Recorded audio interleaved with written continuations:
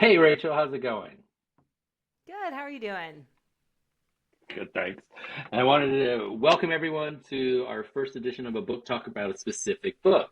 This is going to cover Dr. Rachel Cowert's book, The Witcher. It's the Psychgeist of Pop Culture, The Witcher, which is the first book that kicked off this series of hers. So we really thought it'd be fun for her to dig into why she thought The Witcher was a property worth discussing in such detail. So Rachel, take it away. Why not? Okay. So The Witcher, I was a late comer to The Witcher. My husband had played The Witcher 3 when my first child was very young. And so I was like on and off kind of watching what he was doing. And I'm a big RPG fan, but I didn't have the time to play it. And then everyone was telling me about the show. Watch the show, watch the show. I'm like, yeah, I don't have time. I don't have time.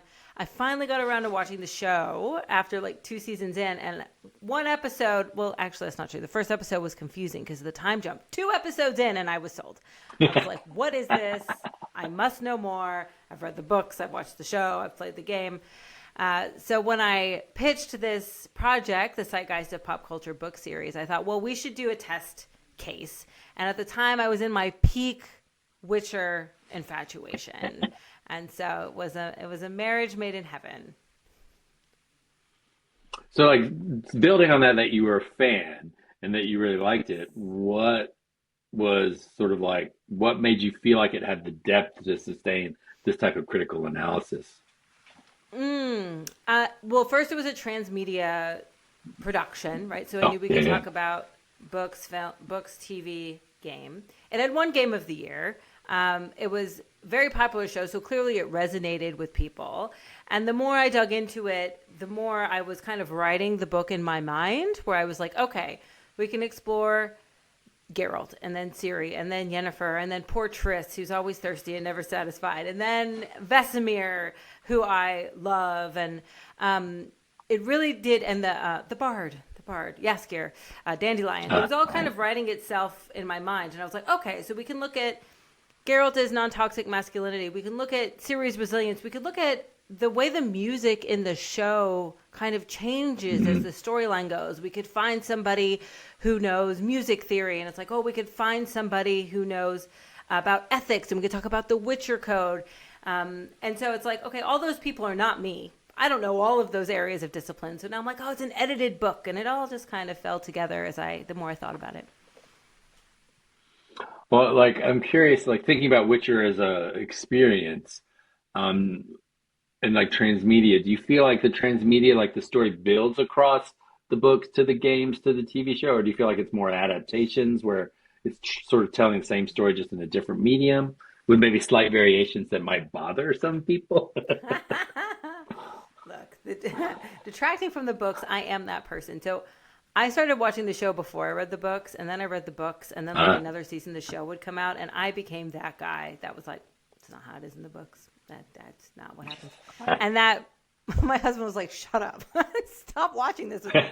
Um, so I do think they build and adapt. A great example is the chapter on Vesemir in the book. It was written by Dr. Hayden Jones, who's written in several Zeitgeist of Pop Culture properties. He's really nailed like this balance between science and pop culture. But he did a chapter on Vesemir, and he went back and watched all the animated series on Netflix, which oh, gives you a lot more insight and new content around Vesemir that you don't get in the other properties. So I do think in some instances it is building, and then in nice. others, yeah, it's adapting. Yeah, that's really interesting. I mean, Hmm. like, and this is sort of like a gimme, but I'm very curious. Like, if you were talking to somebody, how would you recommend this book for them to read? Like, what do you think is like, Oh. your pitch? They're like, oh, here's why you should read this book.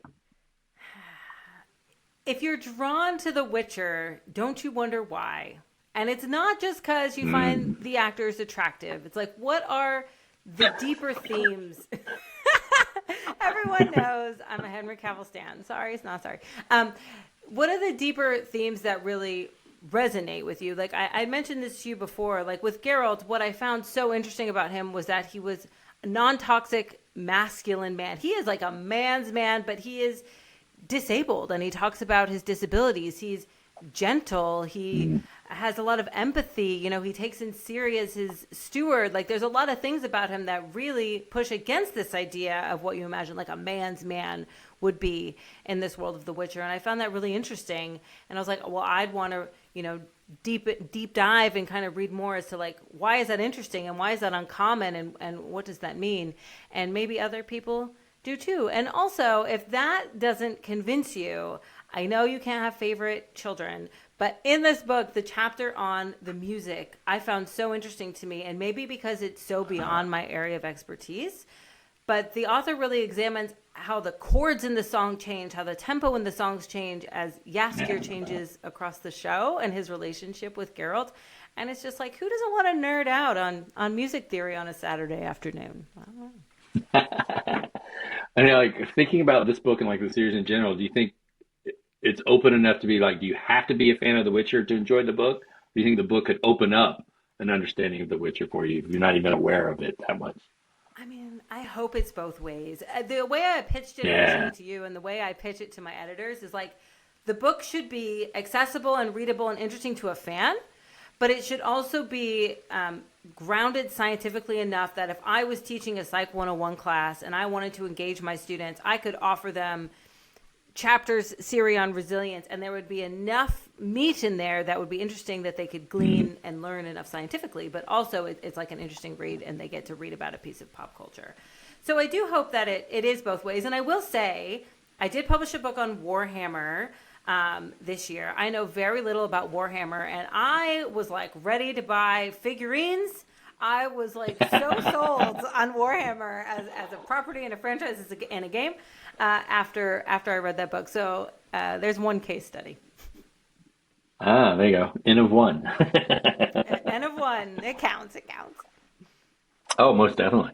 So, do you have any other, final thoughts you'd like to share about the book or the process before we wrap? I think that for those out there who like The Witcher, or those out there who are interested in the intersection of pop culture and science, this is a really great way to get introduced to the series, and also a really great way to just learn a little something more about the characters that you love. I'm always going to be partial to it because it's the first one in the book. Right. But, also, I know we're talking about The Witcher, but if The Witcher's not for you, I mean, I don't know how it couldn't be, but if it's not, there's other things to enjoy in the series as well. Great. Well, I really appreciate your time and talking about The Witcher. Thanks so much, Rachel. Thanks for having me.